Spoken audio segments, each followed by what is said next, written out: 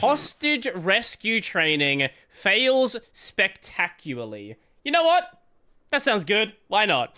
I do have a couple others I do want to watch. I want to have a look at the Nintendo Switch 2, and I want to have a look at the Elon situation, because it's so fucking dumb. Anyway, for now though, let's have a look at this one. Today's video is about the Australian Secret Intelligence Service. Oh, this is for sure gonna go well. Without a doubt. I have nothing but the highest respect for anything involved in the Australian government. Australian intelligence? Well, they sure have done a good job at keeping that a secret. Joe. You're not wrong. Not wrong, though. The Aussies are great people, especially for a bunch of ex-cons. The Australian Secret... Hey, some of us were the ship captains. Don't be wrong there. Intelligence Service, or ASIS, is Australia's foreign intelligence agency, like MI6 or the CIA. Ironically, those two organisations are famous. They're basically pop culture phenomenons. Not so for ASIS, which has historically had a reputation for being a sort of Mickey Mouse agency, most notable for allegedly being grossly mismanaged and publicly blowing their cover in bungled operations. That does not... There's nothing about what's being said here that surprises me in any way.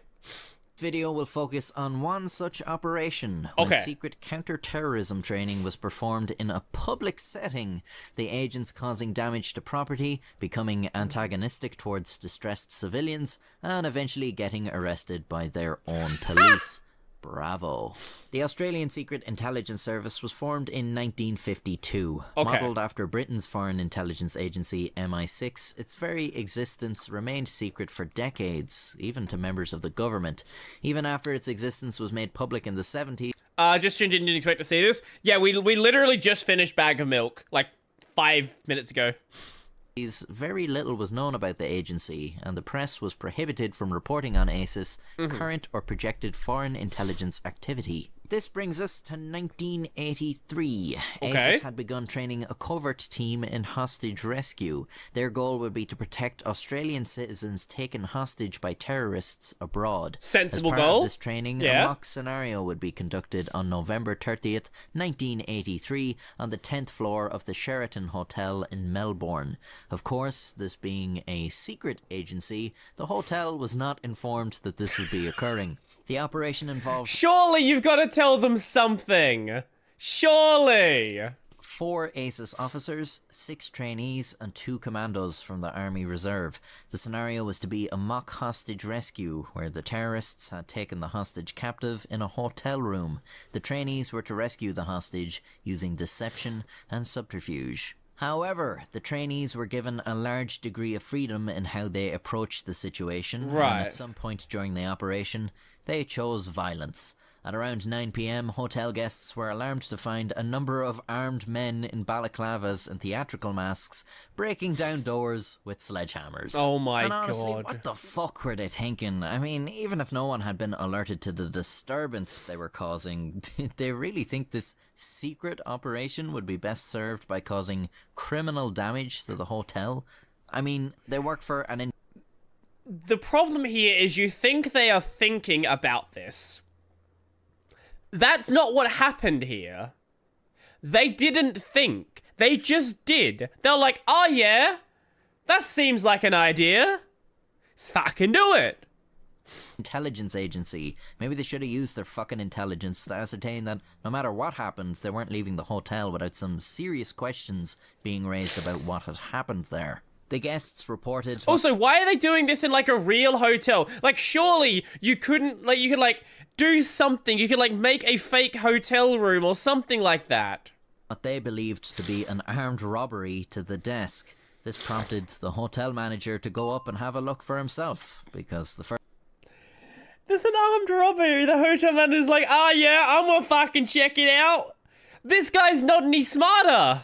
First thing I'd want to do after learning of a potential armed robbery is immediately involve myself. Exiting the elevator on the 10th floor, the manager was confronted by one of the agents who grabbed him and dragged him back into the elevator, sending it back down to the ground floor. Back on the ground, the manager called the police to alert them to the masked and armed men causing havoc in the hotel.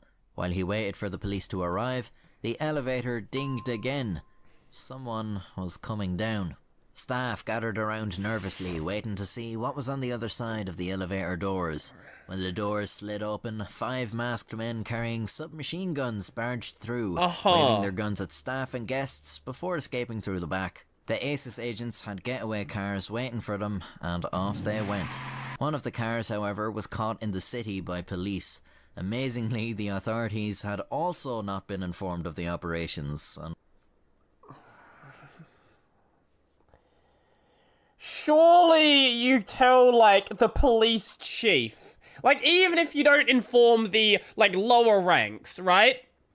You inform the police chief, a call comes in, and the police chief has just, like, let them go. This is the most mismanaged operation I've ever fucking seen.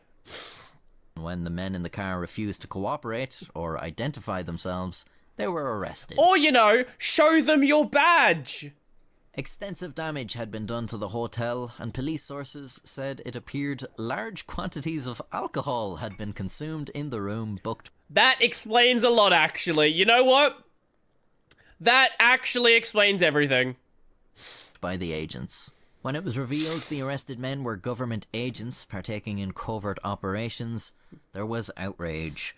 Of course, a lot of people were amused too. The event was kind of a fucking joke. For a lot of people, the incident was actually the first time they'd ever even heard of ASIS. The whole thing was a massive embarrassment for the Australian government, none of whom, including the Minister for Foreign Affairs, who the ASIS Director General is directly responsible to, claimed to know the operation was even taking place. Who the fuck organised it? Even heard of ASIS. The whole thing was a massive embarrassment for the Australian government, none of whom, including the Minister for Foreign Affairs, who the ASIS Director General is directly responsible to. Like, I guess so. I guess the director was just like, yeah, let's do this, and tell nobody. Claimed to know the operation was even taking place. That, of course, raised a lot of questions over how ASIS was managed, questions that would persist for years. There have been claims the agency is out of control. The agency refused to cooperate with the police investigation, and although a judge found that individuals involved in the operation could potentially be prosecuted by the state for assault, firearms and motor vehicle offences, there was insufficient evidence to pin any charges on any specific agents. Okay, now stuff's actually happening. There was not insufficient information. No, you were told not to charge them. The hotel took legal action against the state for the incident, and in an out-of-court settlement, the hotel and staff were paid around $300,000 dues. As a result of the incident, the government disarmed ASIS and forbid them from undertaking any more covert paramilitary operations.